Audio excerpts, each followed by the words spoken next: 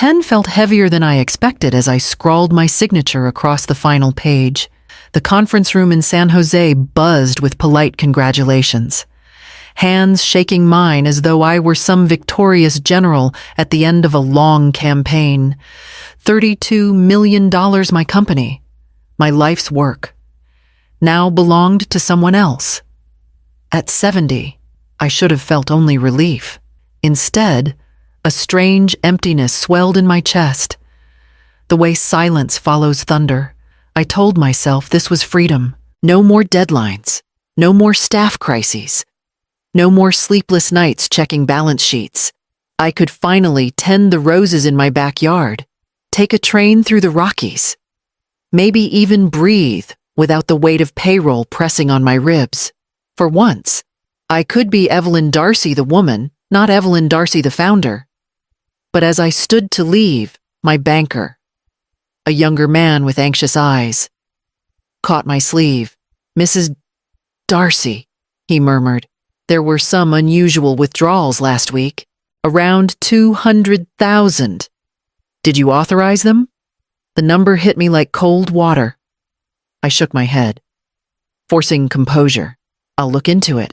He gave a cautious nod, but his tone left me unsettled.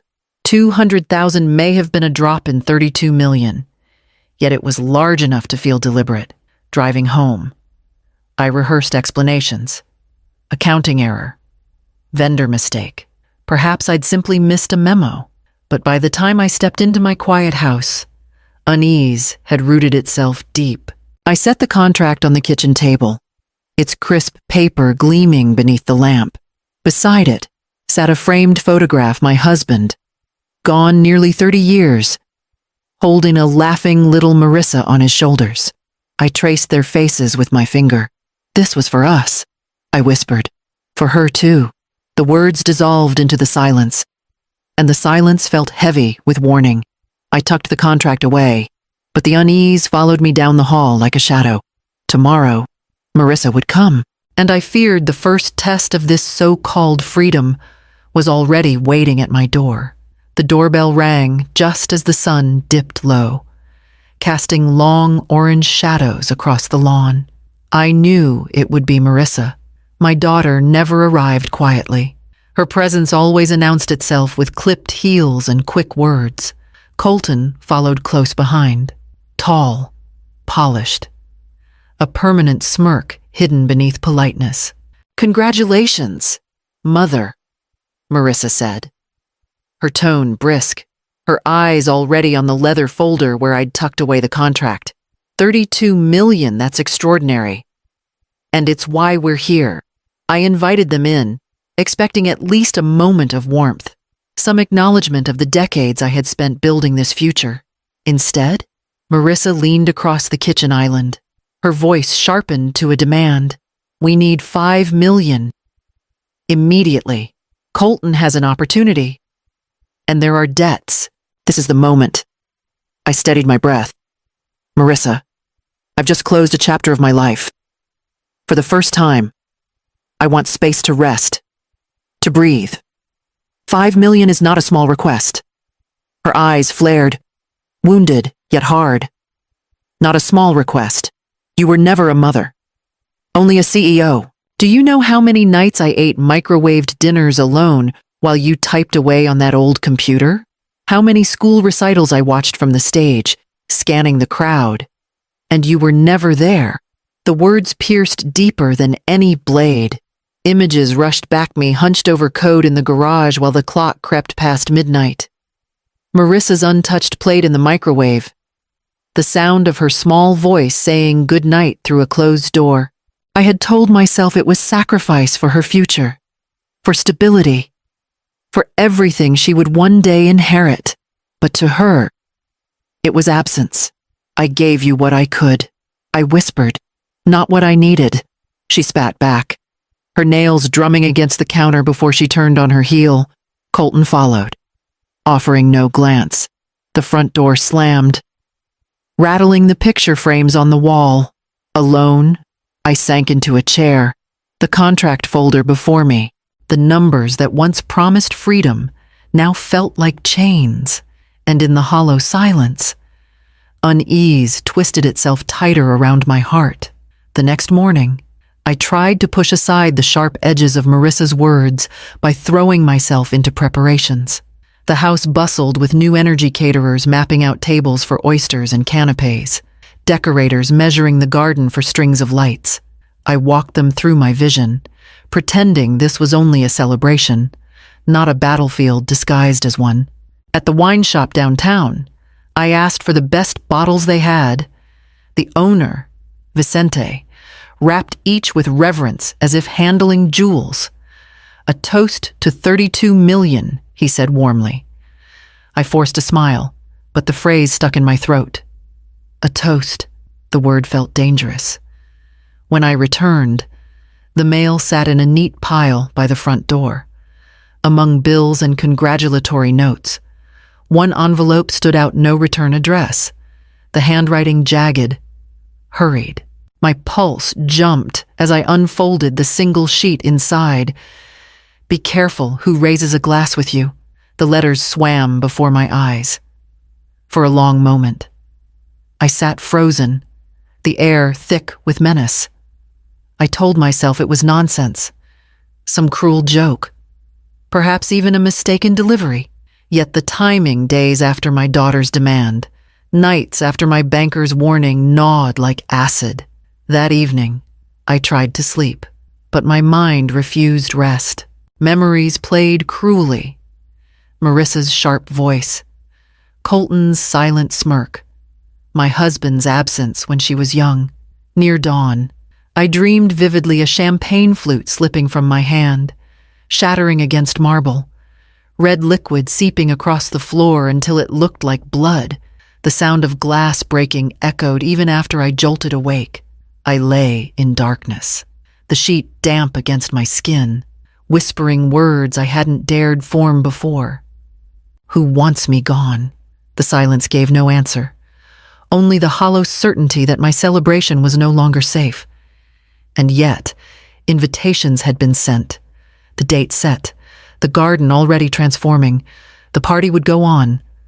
But so, I feared, would whatever waited for me inside it. By the day of the celebration, the garden no longer resembled my modest backyard. White tents stretched across the lawn, chandeliers dangled like drops of light, and a jazz trio rehearsed beneath the maple trees, their notes floating like a promise of joy. Guests would soon arrive, and I told myself to breathe, to smile, to believe this night was still mine.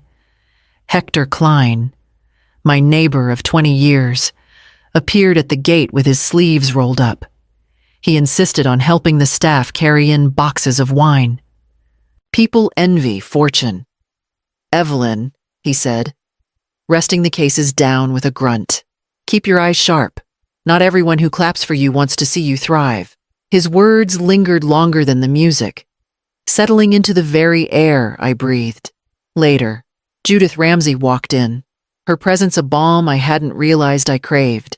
She had known me before success, before loss, back when I was a young widow trying to survive on borrowed courage. She clasped my hands, her eyes bright. "You're more than numbers on a contract. You're still the girl who once dreamed out loud in my kitchen." Her voice steadied me, and for a fleeting moment, I felt almost safe, as if friendship could shield me from shadows. That fragile peace shattered when Marissa finally arrived. She was late, draped in sequins that glittered under the tent lights, every detail screaming for attention. Colton followed close, his grip on her arm more possession than affection, his smile thin as paper. Behind them came her in-laws, their expressions rehearsed, polite, yet watchful. Marissa leaned in for a kiss on my cheek, but her perfume was sharp, her smile strained, her eyes cold. I studied them all, the daughter I had raised, the family she had built around herself, and for the first time, they felt like strangers walking across my threshold. The music swelled as guests gathered, but beneath the harmony, I felt the warning note still vibrating, the kind that signaled the song was about to turn. The party had swelled to a steady rhythm, glasses clinking, laughter weaving through the night air. The jazz trio carrying the crowd along with their easy tempo. I moved quietly through the house, looking for extra candles the caterers had requested. The storage closet near my study usually held what I needed. As I passed the study door, I caught the sound of my daughter's voice low, urgent, nothing like the polished tone she'd used minutes earlier in front of the guests. "Tonight it ends," Marissa hissed. "Once she's gone, the estate is ours." The air in my chest turned solid. I stopped, every nerve sparking. Colton's reply was just as sharp. No hesitation. "The debt collectors won't wait. We need this finished." I gripped the doorknob to steady myself. For days I had wondered, feared, doubted. Now their words carved through hope like glass shattering on stone. This wasn't mere resentment or careless anger. It was a plan. For a moment I nearly opened the door, stormed in, demanded to know how the daughter I had carried, fed, defended, could now plot my end like I was an obstacle instead of a mother. But my hand loosened. Not yet. Not in the hallway with guests only feet away. Not with their masks still intact. I drew back silently, forcing my face into composure as if nothing inside me had been ripped wide open. In the kitchen, I handed the candles to the caterer, my hands steady, though my heart pulsed with fire. Back in the garden, I smiled, greeted, accepted congratulations, all while the words echoed. Once she's gone, the music played on, glasses sparkled beneath the chandeliers, and no one saw the shards of my heart glittering just as brightly, hidden in plain sight. I knew then the night was not a celebration, it was an arena. And the next move was theirs. The party moved as if nothing beneath it was rotting. Laughter swelled, champagne flowed. The jazz trio shifted into a brighter tune. I stood near the head table, glass in hand, eyes never leaving Marissa. She laughed too loudly, leaned into Colton with practiced ease, all sequins and teeth, but I knew what lay beneath the shine. I knew because I had heard it behind the study door, and then I saw it. A small vial appeared from the folds of her clutch, her fingers quick, almost graceful. A flick of the wrist, barely a ripple in the crowd's energy, and a few colorless drops slid into my glass. The world slowed to silence. I remembered her as an infant, rocking her through fevers, singing lullabies when grief for her father threatened to drown me. I remembered her soft curls pressed to my cheek, her small hand gripping mine as though I was her entire world. And now, here she was, pouring poison into the glass I held. I did not gasp. I did not tremble. Instead, with a calm I did not know I possessed, I leaned forward as if adjusting the place settings, and in that quiet movement, I swapped the glasses. Hers for mine, mine for hers. No one noticed. Not Colton, not the guests lost in chatter, not even Marissa herself. I straightened, lifted my glass, the empty one, safe now, and smiled. On the table before Marissa gleamed the true trap, her own glass waiting, its rim kissed by her betrayal. The toast was called. Guests lifted their drinks, voices rising in cheer. I raised mine with them, heart steady, eyes locked on my daughter, already knowing the next moment would change everything. The toast rang out like thunder, glasses clinking in unison, voices rising with cheer. I touched the rim of mine to Judith's, to Hector's, to friends who thought the night was only celebration. I barely tasted the champagne. My eyes stayed fixed on Marissa. At first, nothing. She smiled, lifted her glass, swallowed. She even laughed at something Colton whispered. But then her hand faltered, the flute slipping slightly before she steadied it. A shadow crossed her face. Her lips parted as if to speak, but no words came. Then she stiffened. The glass slid from her hand, crashing against the stone tiles.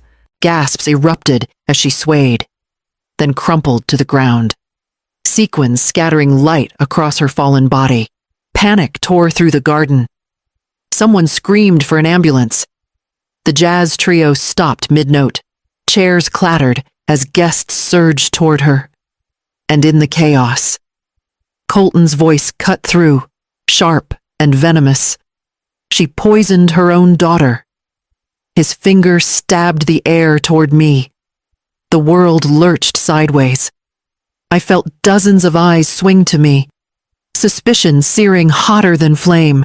My knees nearly buckled beneath the weight of their stares. For one sickening instant, I feared they might believe him that I would forever be the mother who murdered her child. But calm returned, like steel in my spine.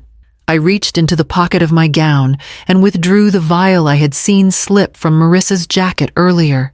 Small and damning, I held it high, my voice clear and steady despite the storm. "This," I said, letting the words slice through the cries, "was never mine." Silence crashed heavier than the chaos had been. The guests froze, eyes wide. Whispers choked back into their throats. Even Colton's mouth snapped shut, his accusations strangled by the truth I held aloft.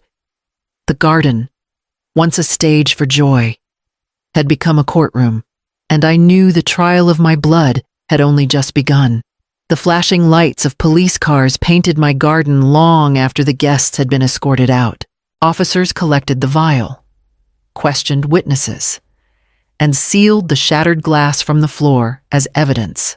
I answered their questions with the clarity of a woman who no longer had illusions to protect. In the weeks that followed, the investigation unraveled what I had already sensed. Colton's name surfaced in debt records, gambling, failed investments, creditors closing in. Marissa's bank accounts showed quiet transfers from my company in the months before I sold it. Small enough to slip beneath attention, but large enough to sting. Guests testified they had seen me raise my glass, though none recalled it ever reaching my lips. Piece by piece, the picture was complete. The courtroom was colder than any boardroom I had faced. I stood before the judge, not as a CEO defending contracts, but as a mother torn between blood and survival. Marissa sat only feet away, pale and furious, her eyes refusing to meet mine. Colton shifted constantly beside her, pounding the table whenever the prosecutor laid out another fact he could not deny. When it was my turn to speak, I did not raise my voice. "This is not revenge," I told them, steady as stone. "This is justice. Even a mother cannot close her eyes to betrayal."